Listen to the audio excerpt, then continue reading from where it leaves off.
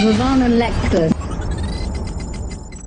Mr. President. Hello, dear Lord. How are you there? How are you? I'm glad to see you. Glad to hear you. So, unfortunately, everything has changed a lot since our last meeting.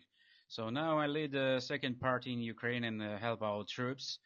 Well, thank you very much. And I much appreciate you getting in touch. And I remember our meeting, back in 2014, just before you were president, when I was British Foreign Secretary in Kyiv.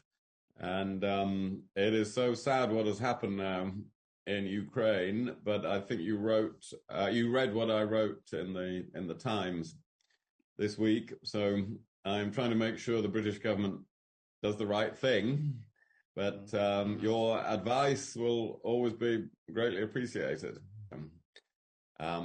And so there needs to be some new offensive capability for the Ukrainian forces.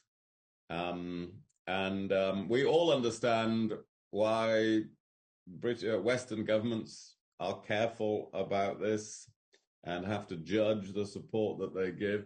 But now the judgment has to change, I think, as I wrote this week, to include longer range missiles. I mentioned a specific type of missile that could be supplied.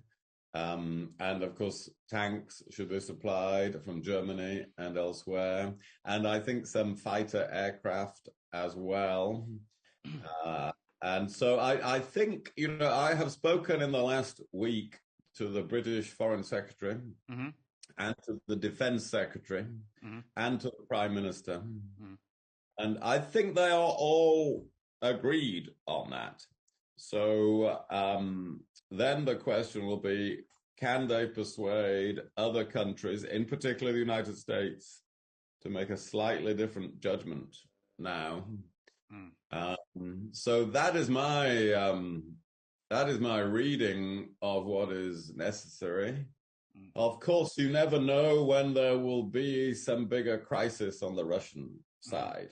So it would be ideal if something, if the army mutinied against Putin. But this is unlikely, as we know. This is we can't rely on that. So now we have to give Ukraine more support. This is my reading of the situation. But you just mentioned you have talked to Defense Secretary. So he's ready to supply long distance missiles. That's you mentioned, right? Well, this is the view of British ministers, that this should be done by the West somehow. Now, those particular missiles are mainly held by the United States, but there are some other countries that have them, like South Korea and Turkey. Britain would have other types of longer range missiles, but I think they would only do this in coordination with the United States. Britain often fulfills the role of strengthening the courage of the United States, stiffening the resolve of the United States. But Britain will not change its policy without the United States, without the agreement of the United States. So the key decision is still in Washington. And no doubt this is one reason why President Zelensky is in Washington now, because this is a crucial moment. I think the challenge is with the opinion of France and Germany, and to encourage the White House to make the right decision. This is one of the reasons I write articles about it, so the embassies read the articles and circulate the articles. So we create an international opinion about this. If it was just up to Britain, there would be no disagreement. But I would like to take your advice on one thing as well. I mentioned in my article about reconstruction of Ukraine in the future. And I think in the coming year, there will be a lot of discussion internationally about what is the best structure. Should there be an international agency? Should there be some kind of partnership between Ukraine, and the West, with international financial institutions? Should it be led by a senior American? What, in your view, what is the best way for us to think about reconstruction and financial support in the future? Well, I think that you are right about agency. If we are talking about that, so I think it's the best way because we could. It should be the agency with a special elected chairman, but the chairman should be elected by all our allies, and of course the main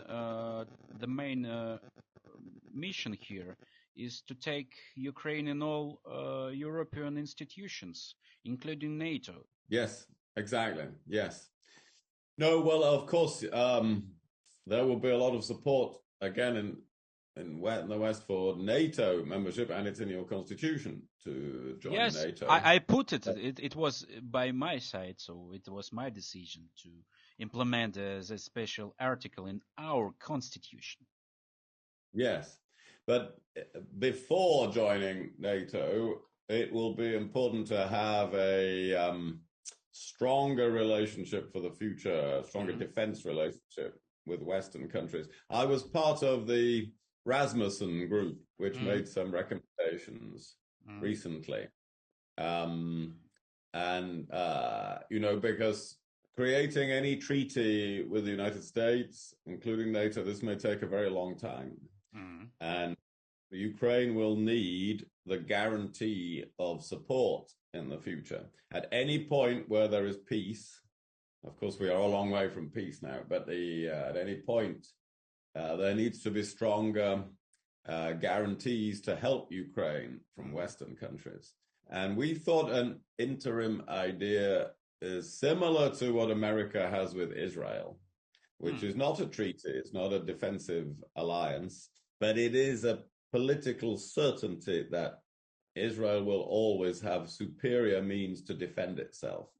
And Ukraine could have that relationship with Britain, with America, with many other Western countries, because the NATO, you can imagine how long it will take them all to argue about NATO. We have to think about how the conflict might come to an end.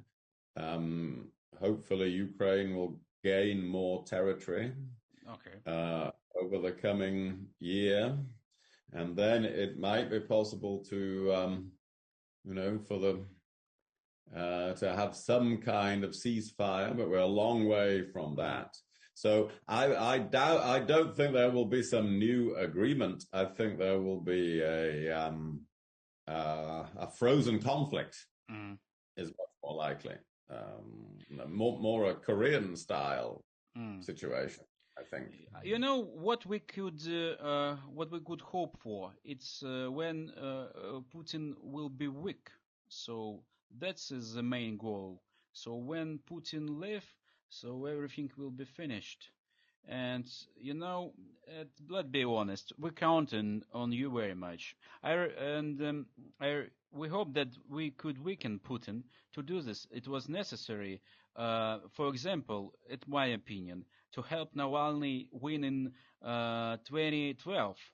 I talk to many exiles, especially from Navalny team, and I talk with Mr. Ashurkov, who worked closely with him. He was his director. So they really hoped for regime change in 2012. So then it would be harder for Putin to come back into politics after Medvedev. So I know Browder, he's a lawyer, and he made a lot for Navalny team, and he made Medvedev to make a policy reform. So if the UK even could impact on Russia, it was good influence, that reform, of course. And so you developed new European society in Russia and Ukraine. I know that there were many foundations. Now they are closed, but somehow we could take it and turn the country on right direction. But Russians have failed. So what do you think why it happened?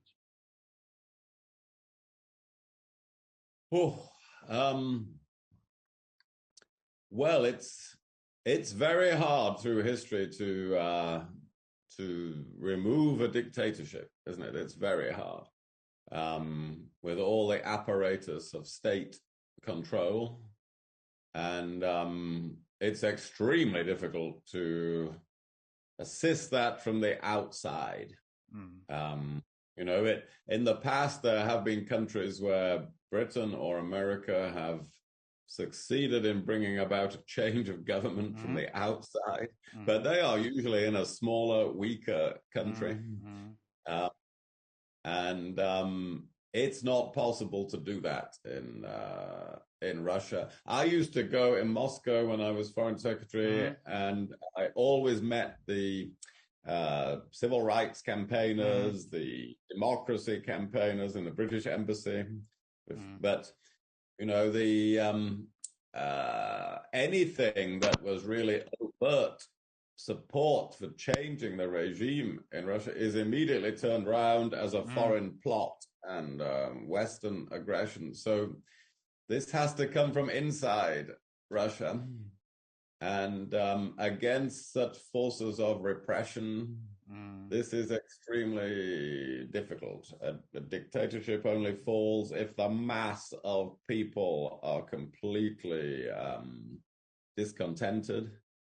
That has not been the situation. But we did that. We could do that. We made a Maidan, so we know that the UK support was really important for us. So yes.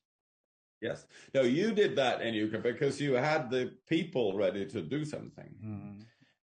But in Russia, most of the people are not ready to do something. Just imagine when he was weak, we could take everything into our hands and recapture the Donbass. And it will never happen if it was another president in Russia in 2014. I don't think that Medvedev could do such things like with Crimea or something like that. Yes. Yes. No, I agree. Medvedev is a different personality. He was much easier to deal with. You know, he was much more cooperative when on the Arab Spring and things like that. But Putin thought he was too cooperative with the West. Medvedev, as we know, is just a puppet. You know, is just is at the disposal of Putin. So no, I'm afraid I'm not very optimistic about the political change in Russia. Yeah, I remember when I started, I think it was a harder situation because there was no any army, there was no society ready to take the war. So I had to make that treaty with Putin. I mean Minsk. And now you see what is happened with Lukashenko. I know that Lukashenko also had a chance to lose, but you know that Russia was stronger than a position like Tikhonovskaya or other. But we had a chance. If we could change regime in Belarus, it will never happen in 2022 because they couldn't make attacks from Belarus side on Kiev. So it wasn't successful like it was in the beginning. Of course, it's not successful now, but it wasn't such an effect. Yes. Yes, it is. Yes, Lukashenko is in a very weak position now, but at least he is succeeding in staying out of the war, I think. And, you know, we have to think of the beginning of the 20th century. It took a long time for the revolution to happen. The Russians were defeated in 1905 by the Japanese. And then there was the First World War, one of the biggest events in history. It required something of that scale to finally create a revolution in Russia. So it's these things are very difficult to create, unfortunately. No, but I think we could work closely with mystics. And I know Zelensky met with Richard Burr So I think that it's really useful to work together. And I know how much UK defense ministry make. So I know Ben Wallace is a good friend of Ukraine, and so all you guys are doing, it's really important for us. And I really appreciate what the UK is doing now. It really helps us. Well, thank you. I'm very grateful for your encouragement for what I've been saying and what the government is doing. So I will keep encouraging them in the right way. I'm a close friend of Rishi Sunak. You know, he was my successor in my district. From Richmond district, right? Yes. So, yes. Yeah. I remember. Well informed. Yeah. So it's good. So I was something like a mentor to him. I took him around for months, around the villages and towns. I speak to him every week. So I will try to be a good influence on him on this. But I think his instincts are good. What about Boris? So Well, Boris was very good on Ukraine. You know, on this, he was excellent, outstanding. Fortunately, he had other problems and could not really run the government. As you saw, he made a series of errors, of very serious errors of judgment. So this was a tragedy. Now, Rishi is the other way around. Rishi is very, very correct and diligent and runs the government very, very well. He's really smart guy. I know that, and he's young and smart and a really energy person, as I see. But he is not. He's different from Boris in that he is not a big personality. You know, he is not. Boris is like a legend, like a unique figure in the world. Like Trump was. Yeah. Too like Trump. Yeah, 2 Trumps is enough. It's too much for. But politics changing, so it happens always. So. Exactly. Thank you, dear Lord. Thank you, dear Lord. Thank you, my friend. Thank you. It was great pleasure. Getting in touch. Yes, and God bless the King. Yeah, thank you, and I wish well to Ukraine in every way in the coming weeks. And if you come to London, you must let me know. Okay. Thank you very much. Have a great day. Bye. Thank you. Bye. Ravana Lecter.